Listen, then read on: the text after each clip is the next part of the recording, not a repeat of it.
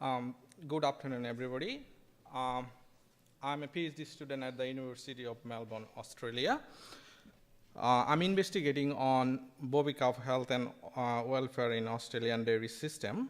Part of my project, I assess the bovine calf welfare by measuring plasma analytes at an abattoir in Victoria, Australia. So bovine calf is very unique in Australia and New Zealand dairy system. They are mainly male dairy calf of less than 30 days old. And as they are male calf of dairy origin, farmers are reluctant to rear them as a beef cattle because of less profitability. And eventually they go for slaughter at early stage of 5 to 10 days old. And their number is huge. In fact, in Victoria itself, around 600,000 calves go for slaughter at early stage. So there are a lot of factors that might affect their welfare before being slaughtered. As you have already seen that they go for early stage of slaughter. Other than that, long duration of off-feed of up to 30 hours, long duration of layrage of 15 to 18 hours, and also some of the transport management such as loading and unloading, flooring condition in the truck, stocking density during transportation, and long journey duration of up to 12 hours, and also the colostrum and feeding management on farm might affect their welfare. Now, why their welfare matters as they are going for slaughter at early stage anyway? Firstly, because of the ethical perspective, and secondly, the economic value. Although they are going for slaughter at early stage, but still they have some economic value. Each year, $87 million generated by selling veal from bovine calf in international market. For sustainable industry, we need to maintain the good welfare at the end of the supply chain. So previously, to address the key welfare issue, specifically to understand what is the optimum duration of off-feed and transportation time for this calf in Australian setup, our research group conducted an experimental study, and they concluded that 24 hours of feed duration and 12 hours of journey might be tolerable for these calves. However, we have limited information regarding how these bovine calves are coping with the existing management system at the end of the supply chain. To address this issue, this study was aimed to assess the welfare of bovine calves at an abattoir in Victoria by measuring plasma analytes, and also to identify risk factor associated with poor welfare status if there is any. So this map showing the major Australian dairy region, and this study was conducted in Victoria, which is a major dairy state in Australia. And the blood sample was collected from a single abattoir where calves actually came from two major dairy regions. One is the northern dairy and another is from the southeastern dairy. So briefly, after slaughter of the calves, the blood was collected and processed for serum biochemistry with an automated biochemical analyzer. And we looked at we measured the glucose for assessing energy level, packed cell volume for hydration level, gamma glutamyl transferase for passive immunity, and creatine kinase and lactate for muscle bruising or exertion. And we also scanned the digital ID of each calf to retrieve the data regarding from which property these calves came from, and also to calculate the total duration of journey and layerage period. We also recorded the breed and sex information, and later on we correlated this data with the biochemical result to find out the potential risk factor. The key findings from our study is that 95% calves exceeded the physiological range of creatine kinase and lactate. So creatinine kinase is an enzyme which leaks from the muscle due to the muscular bruising or injury, and also the overactivity of muscle and exertion. And lactate level increased when there is overactivity of muscle and muscular fatigue.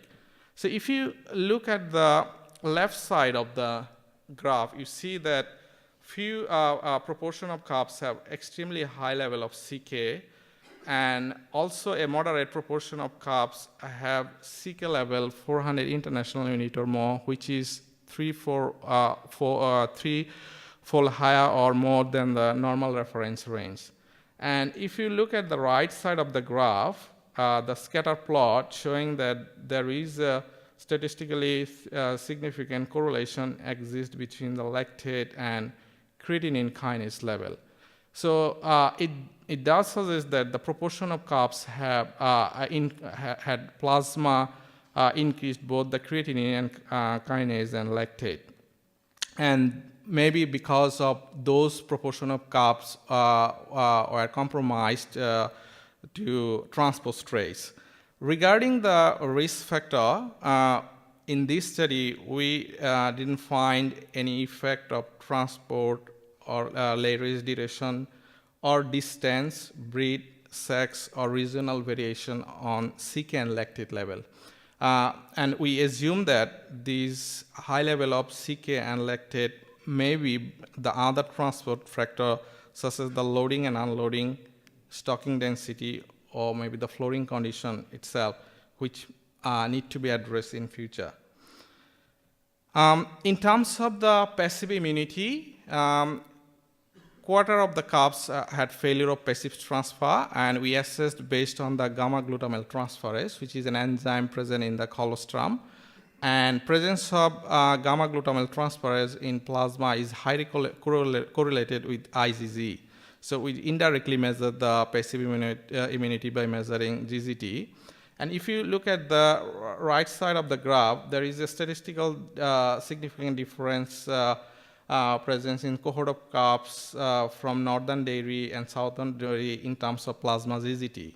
And if you look at the scatter plot in the left side, interestingly, there is a positive correlation exists between the plasma glucose and GGT, which might be indirectly suggest that those calves fed more colostrum and milk and repeated feeding, which is representing the high glucose level, also the high GGT. So this data suggests that to prevent the failure of passive transfer in bobby calves, the on-farm management of colostrum is important. Regarding the energy level, we assessed the glucose, and we found that very few proportion of calves was hypoglycemic, as only 2.5% calves was below the reference range of glucose. And if you look at the data set, it's normally distributed, which does indicate that in population level might be the similar results exist, and also few data set actually didn't hamper the our existing data to skew the curve. And in terms of the risk factor, in this study, we didn't find any effect of transport and lay race duration in terms of the plasma glucose level, and also the distance, breed, and sex had no effect on glucose level. In terms of the dehydration, the only few calves, around 1%, had higher PCB level, which is indicative of dehydration. And we have found that the distance and duration of lay race and has no effect on PCB, as you see in the scatter plot, is that in different time points, the PCB level was within the reference ranges throughout the total transport and lay race duration. And also, when we correlated our data set, we didn't find any effect of breed or sex on PCB level.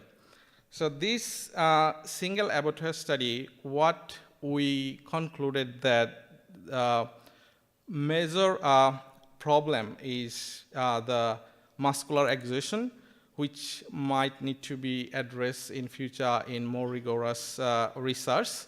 And secondly, that hydration level and energy was adequately maintained and it's not a problem.